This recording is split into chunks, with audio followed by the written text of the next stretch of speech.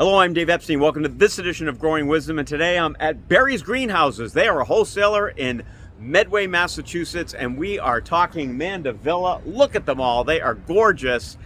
They have lots of them, and we'll talk about how you can use them if you can find them at your local garden center, or perhaps you're a wholesale buyer and come here.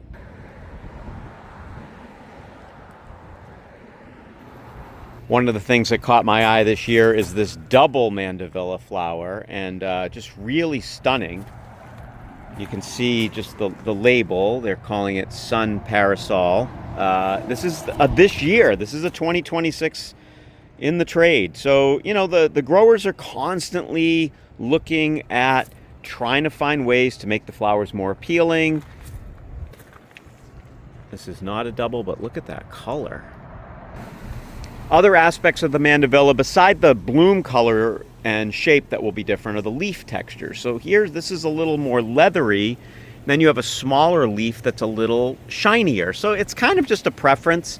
You know, what do you like? The bigger leaves can be appealing depending on where you are, or the smaller leaves, or maybe you just want both. You want to put them, you know, one bigger one and a bunch of smaller ones around it. Doesn't really matter. They're all gorgeous. Depending on who you talk to, you might hear these called Mandevilla or Dipladenia or Mandevilla hybrids. And basically, these are better for fillers because you see how they're low? They're going to stay more compact. They'll trail a little more as opposed to the ones that need the stakes. And these are going to be great as a centerpiece. They grow really tall. I've had some grow to 8-10 feet on a stake over the course of the summer. The shorter ones, again, really nice for fillers. All these different colors. I love that particular, you know, you got the peach, the pink, and the white.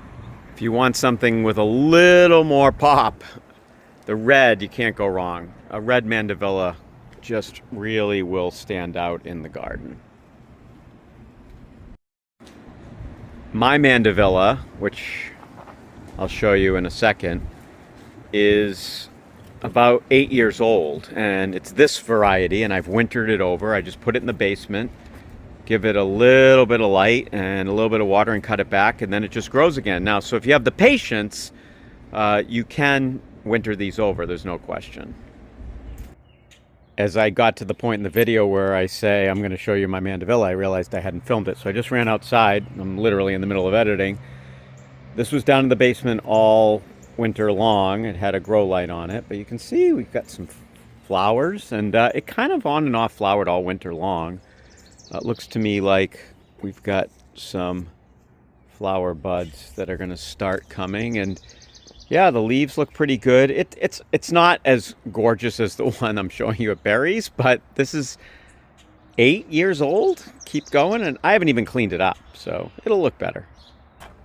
I think Mandevilla are just one of the necessary things in a summer container garden, especially in the Northeast where you want color, you want things blooming all the time. From the time you put them in late May, June, they're going to flower all the way until frost. And you can winter them over if you're lucky, have a basement room or something like that. But, you know, why not come out and get some fresh ones every year? They are fantastic. For Growing Wisdom, I'm Dave Epstein. There are a lot of Mandevilla. Look at that. Fun stuff.